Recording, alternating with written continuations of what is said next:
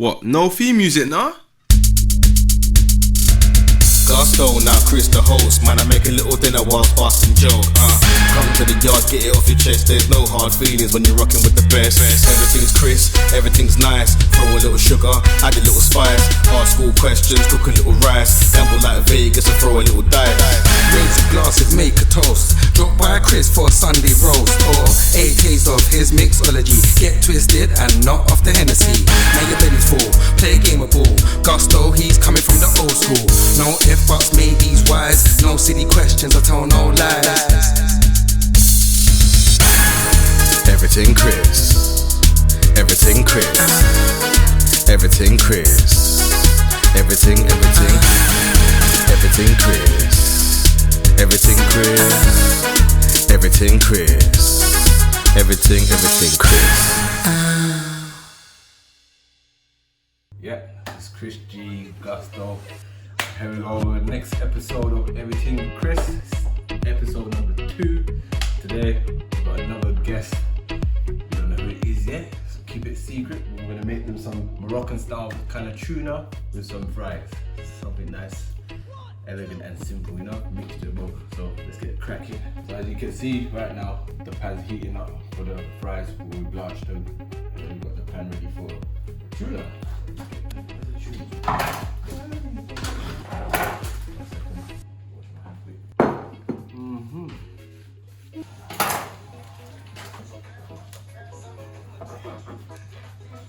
You want chunks about this size, probably.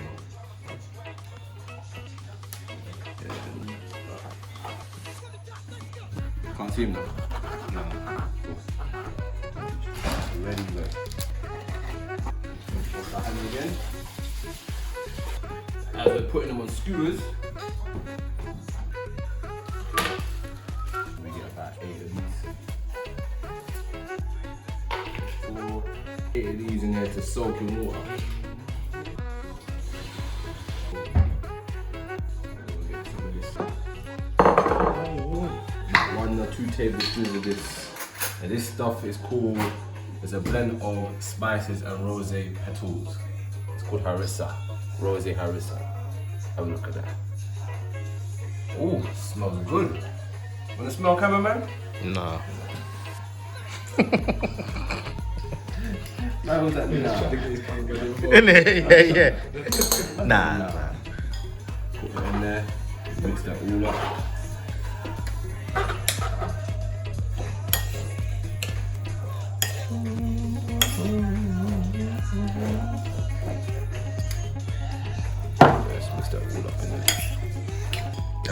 That looks good, boy. Yeah. Might even surprise myself to this. Put that away.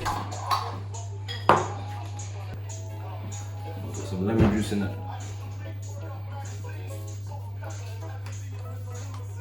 Hang pictures on my wall. Lemon juice in there. You can smell the lemon and the harissa.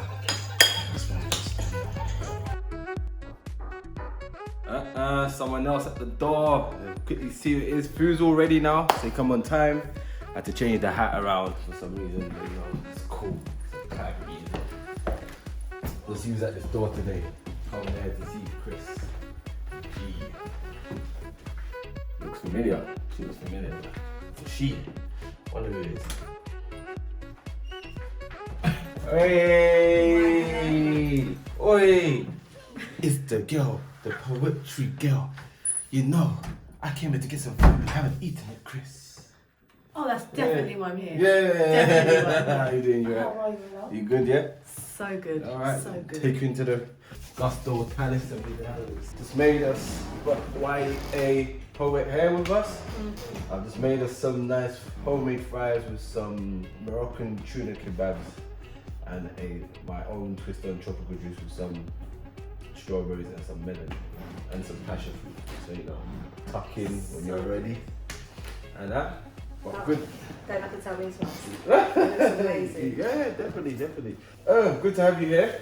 Thank to you have for you here. having me. You know what I mean? It's alright. It's You love alright. the food as well. You know what I mean? So lay it down, you know, man. Don't tell your friends or cousins about me, innit? You know what I mean? That's it. Yeah.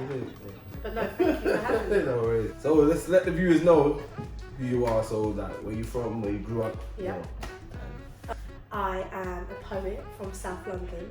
I'm an international spoken word artist, international slam champion, an advocate. champion?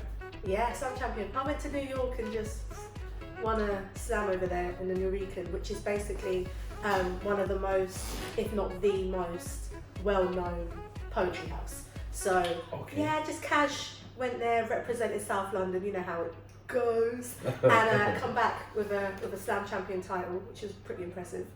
Yeah, advocate for mental health, women empowerment, public speaker, motivational speaker, a mentor. I run workshops. I've got my own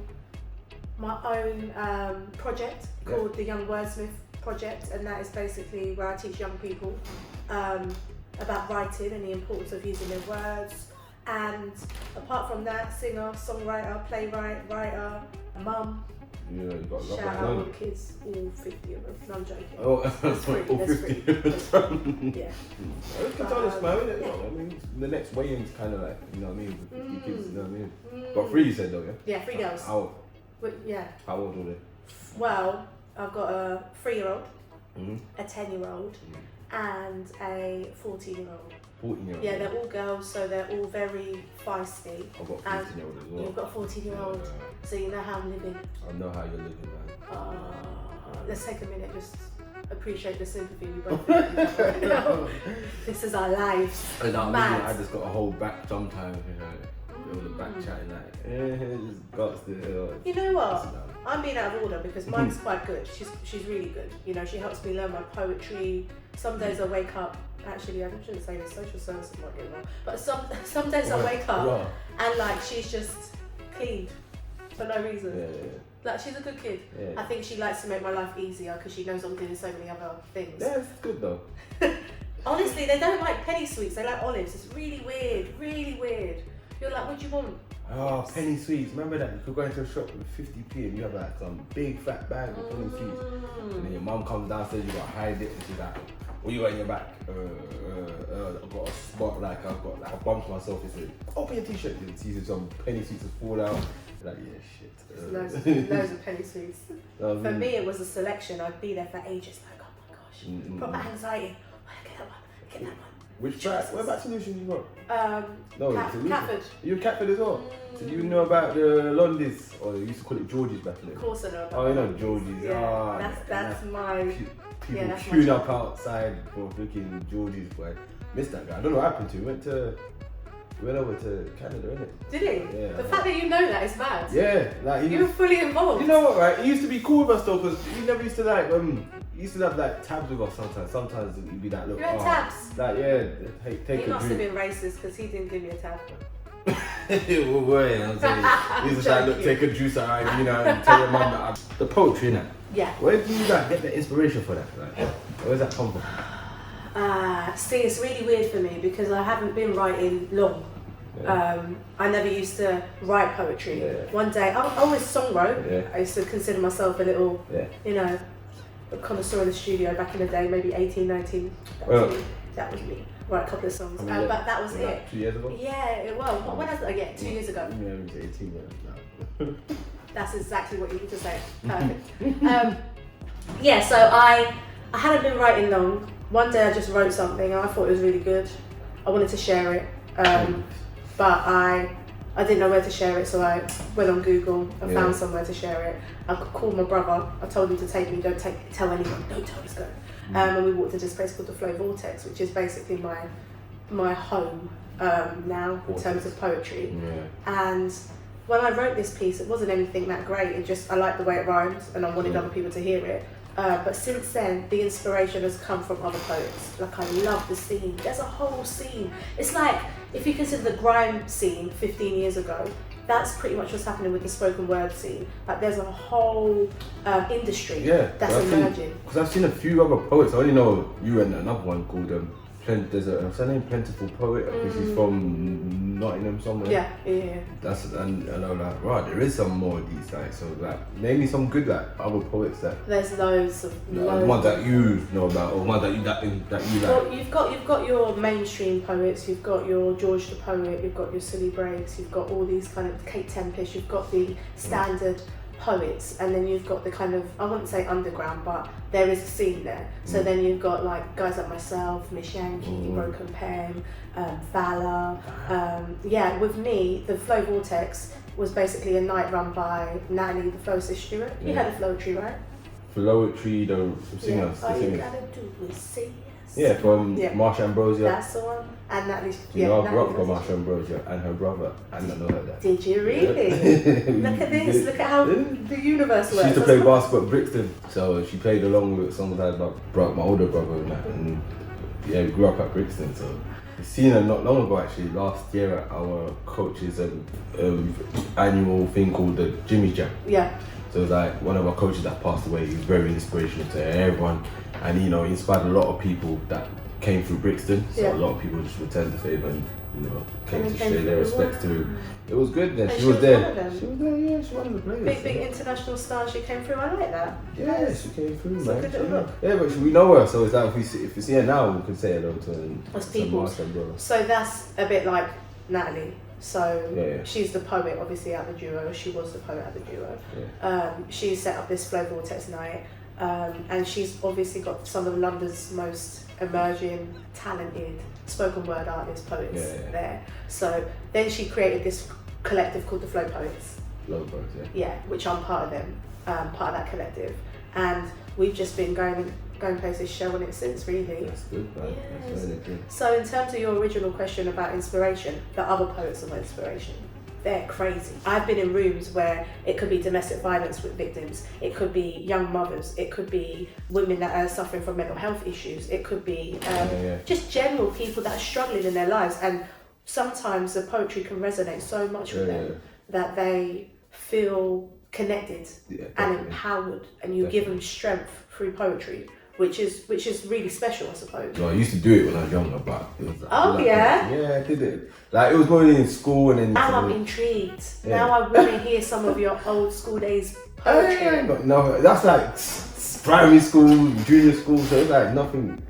That is a whole craft. You realise what you've done there. Yeah. You were literally giving yourself topics. Yeah, she was giving topics, and then I think I did something about similar to that, and I would say something like, the tick is evil, the tick is something that has everyone killing each other for their lives. Like it was that was my kind of words, and she liked that because a lot of people were like, I like the night because it makes me run faster. That. I was like, I'm looking at it from a perspective like people dying for this. You're a deep something. That's basically it. You know what I mean? So, alright. But I never really looked too much into doing poetry. Well, you sound like you would be a really good writer anyway. Do you know what I mean? I have to do some practice and all that. You know what I mean? You can sit down and write. What we say next time writing session, yeah? Yeah. Let me know the next writing session. Let me know. Okay. Oh, I'm happy to let you know. You let me know, yeah? Alright. So your podcast, what's that about, man? Like, my podcast is the Outspoken Podcast. Outspoken Podcast is basically a podcast I run with, I co-host with Anna Tate and Just Naeem, and we talk about pressing issues. So every show we'll talk about. The last topic we talked about was like the Meghan Markle situation. Situation? You know, Meghan Markle, Harry, and how they decided to kind of leave their royal duties. Oh, the Meghan, yeah. So then we basically address all these different things. So we'll run different specials or discuss different things. So we'll talk about Top Boy, or we'll talk about all these different things, or new games or bits and pieces, or just topics that are affecting us in today's society. It could be anything. We could be talking about mental health one week, and the next week we'll be talking about, like I said, Top Boy. Or we could be talking about acting one week, and the next week we'll talk about poetry, or who's big in the poetry scene. I know that with mental health, that's a very, very, very good subject. I think everyone needs to be aware of it, because there's something I've been through myself as well. So I went through depression this is going back 3 years ago now. So I think it's something that a lot of people really need to be open about. Depression is not something you can go to someone and say, yo, I'm depressed. It's like, it's not like that. Sometimes, most of the time, they're telling you that they're alright, they're fine, and deep down they are hurting inside. So that's what I was doing. I was telling people I was okay. And another thing, you're trying to do so much things at once. When you're depressed, you're trying to please other people around you, then you're just trying to, you know, keep everyone else happy. And then one thing I've learned through that is do one thing at a time and don't please everybody. Yeah, you got to. It's not even being selfish, but sometimes you've got to protect your peace. The whole poetry scene has taught me so much in terms of spirituality anyway. But there is this idea where you can take on other people's energies. Yes, You can have other people like fully feed off your energy. Do you know you could be doing something for someone and you're and you're worried about, okay, right, I need to do this for you, I need to do this for you, but what are you doing for yourself? Crazy. So I am a giver, so I've always been like, what do you need? What can I help? What can I do? What can I do? Your time, my time, my energy, my effort, my attention, emotions. But the truth is, I've had to learn to be quite selfish in terms of how I operate, because I realise I've got children. I really didn't understand the importance of protecting my health. But I hear you about the depression thing, because I think for me as a woman, there's different aspects to it. But things affect you and sometimes you don't feel like yourself. Don't really for a woman or a mother, especially when you've just had a baby, I always say there's like a 2-year gap where you don't feel like yourself anyway. I've just come out of it. Like I woke up one day like, yes, 2 years straight, it's done, I'm back to normal. Yeah, but you don't ever feel like yourself really for the first couple of years, and then you have the pregnancy, so that's whole 3 years you're just written off for just hormones and just feeling mashed up. You have to go through it though, like. But luckily, like, when it comes to energy, I had good people around me. No, I could see it in there, and I could see that you want to fight for it, but you need to you got to fight out for it. And that's what he was doing, things as well where I didn't understand. Like he would tell me to do something, give me a task or something, and I'll say, yeah, I'll do it, and then he'll call me later, say, have you done that? I said, no, I'll make up a lie, and he'll be like, oh, listen, I'm not doing this for me, I'm doing this for you. And I'm like, what's he mean? Like, you're asking me to do something, of course it's for you, but I realised what he was doing was he was trying to get me to start getting a routine of working and getting back to being myself. So I was like, oh, so when I came out of depression, I thought about it, I thought, I see what he was doing now. Do you know what, I really respect that you talk about it so openly, and B, like what I find really interesting is that there's like this toxic masculinity when it comes to men and mental health. True. Everybody's like, man up, or like, you can't feel like that, or you're not allowed to cry. Do you know what I mean? I'm a big man, I am. But even by talking about it, you're normalising it, because it is a normal situation. It's okay to feel sad. It's okay to feel like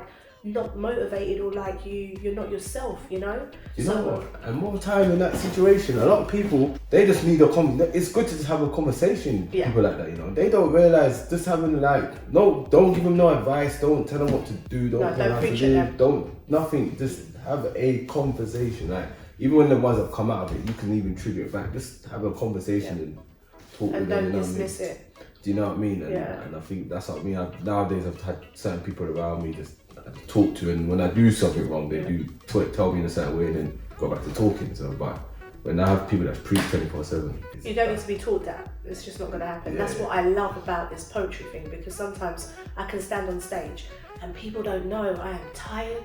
I haven't been home properly in like a week. I've been travelling, I've been running gigs, I have school run, I've been at uni, I've got a part-time job, I've been doing the most. And then sometimes I'm standing on stage and I'm like, oh, I don't know if I'm going to do this today, I'm tired. But then there'll be one person in the audience that go, I needed to hear that. And then I'll go, right, that's why I did it. Well, I know that sometimes it's about a message, especially with poetry. You give a message, whoever needs to hear it will take that message and they'll go, yeah, you know what, I need that. Sometimes people need that. You're just talking to their soul. I think that's when they say that, you've spoken to their soul.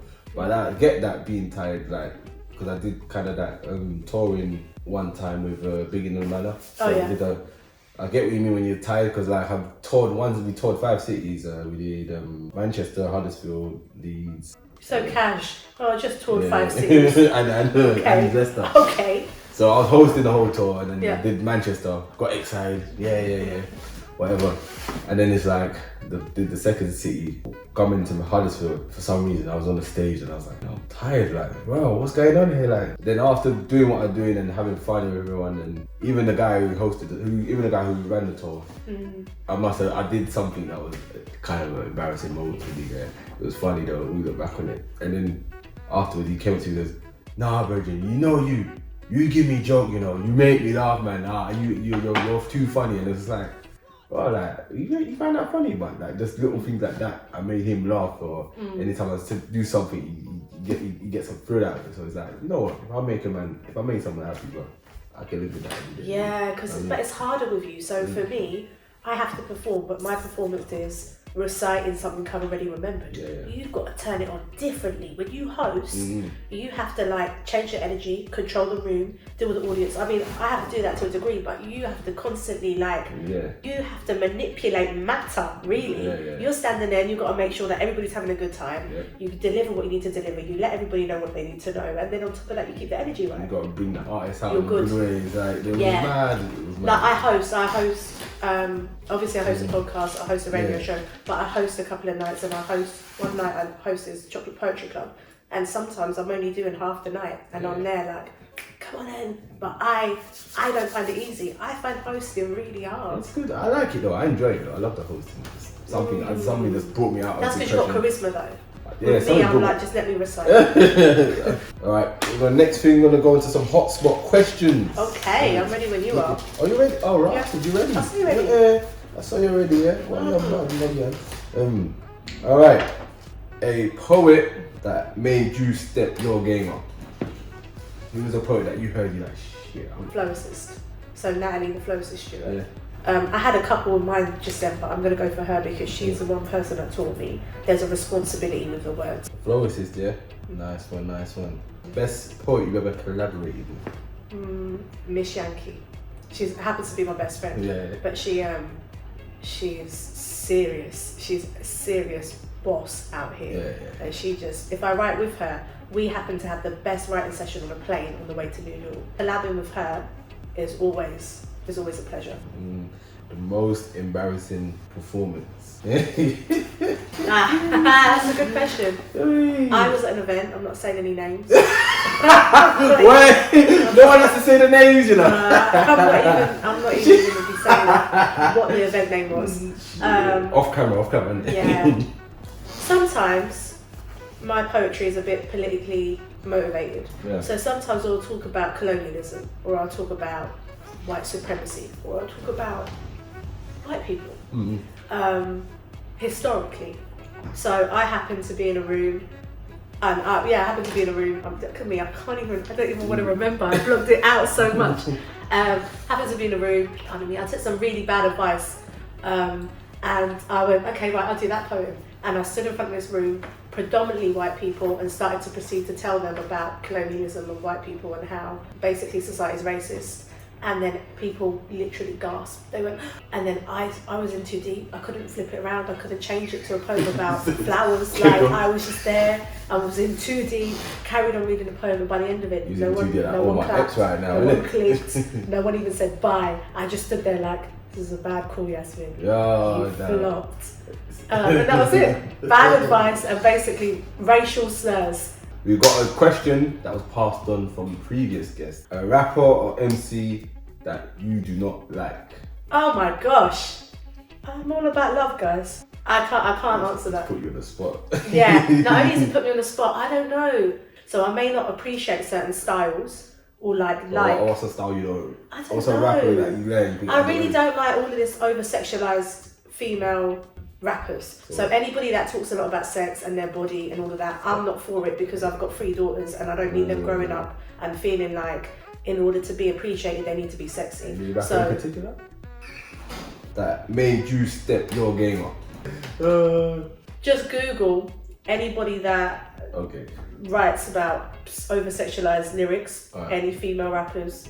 They're the ones I'm not that keen on. Or maybe they have good pieces, but that's the pieces I don't really deal with. Okay, and lastly, a question that you're going to pass on to the next guest of the show. What do you want your legacy to? What do you want to leave this world knowing that people know about you? That's so what do you want your legacy What's to your be? legacy? What's your legacy going to be? Yeah. We're going to find that out in the next episode. What is this next guest's legacy going to... What does his legacy want to be when he's done doing what he's doing? Or when he leaves the earth? All of what he said. Yeah, that's it. All right, Yazzie, thanks for coming out. Thank you for having me. Definitely. Thanks for, dining with us and that. This is Everything Chris. YA Poet, check her out. Where can they find you? Instagram y.a.poet. Yeah. YouTube y.a.poet. Yeah. www.youngwordsmiths.co.uk. www.flowvortex.co.uk. Anything chocolate poetry, Flow Vortex, everything. I'm out here. Just Google y.a.poet. Definitely. Right. No worries. Thank you for having me. No worries. Thank you for coming. What you thought we was gonna leave here without her giving you some words of wisdom? Check this out. YA. I've got commitments to issues that affect this whole world if we're talking about circles. I've got seeds that were planted and watered on dirt that deemed me too dirty for my dirt to ever be considered fertile. Like my shoots can never grow. Like when I shoot my shot, I'll never know how to keep my light bright enough or let the light shine enough to let the shine brighten up the seeds I've already sown. It's like I could never show how I've grown up and owned up to this throne stuff or my own stuff. If I show up for my glow up and I blow up, then what we'll know. Then what we'll know. Who's really down and who's down for the really? Who's riding for me and who's riding with me? Who clicks to applause me and who pauses to click me? Who's down for the sure but not sure for the really? Who understands my cause? Who wants to throw me off course? Who wants to grow the discord? Who wants to highlight my flaws? Who wants to stir in my sauce? Who wants to tell me of course? Who wants to see me take flights? But then hate when I saw. I got strange commitments to lenders, suppliers and vendors. I stopped watching time benders. I post for my senders, send lessons and messages. Laced with amphetamines, left with a sediment to kickstart their adrenaline is evident, irrelevant. Sometimes it makes me hesitant. Sometimes I feel irrational. Sometimes I feel benevolent. I'm desperately trying to mind my own biz, but honestly, it's proving to only be lethal. Yes, I am urban, but subject to change. When I change up my ways, then I'm speaking to new people. Yes, I am Asian. Yes, I am regal. No, it doesn't add up. Yes, it's unequal. People will see you, mistreat and deceive you, then watch you set that bar high enough just for them to use it to beat you, make attempts to defeat you. I need you to desperately deep how I deep what I've been through. I nearly left free. With me 6 foot deep when I deep what I've been through. I nearly left me, a different kind of me when I see what I see, when I've seen what I see through the eyes of the old me. When I didn't know me, my eyes didn't show me, but my heart only knows we see it now. And I've got to keep a certain energy to keep it now. It's deeper now. I've got to plant on a high level just to reap it now. I seek it out. That seed of doubt. It's what I speak about. I'm involved. I've evolved. I've resolved. My story's told. I will get old. Loving me. Lovingly, love and see, hide and seek, find and speak. My depths are deep, my soul's been weak, but my mind is free. My pages keep the very heart of me. I wholeheartedly give, please receive. All praise be to the creator of me, because it might not be clear to see, but it's personal to me. My reflections, a reaction is an action, as a mention of resentment when I consider my sentence on my mind's death row. Broken glass tiptoes, under feet although I'd walk fast and slow, 100-0, I know I now owe. So much more to myself than an apology. Now I utilize that pain and phology. Now I'm one in a meal anomaly. I'm centered and still. I solemnly dare to speak honestly of my peak. Now I'm free. Now I'm freed. Please heed my need for you to be happy just like me. Because although my words scream acknowledge me, and my socials are set for you to follow me. This time last year I could barely be, barely breathe, and all I really mean is just stop and see how you can change your point of view, cause change me. Wow. You better know me, cause I'm Chris G, and you get kicked like a flea, and I sting like Muhammad that bee.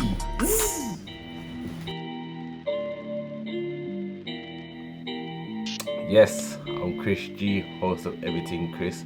Hope you liked that video. If you did, click that like button. Also leave a comment, and also if you want to see more, click that subscribe button to get a notification when we upload new content every single time.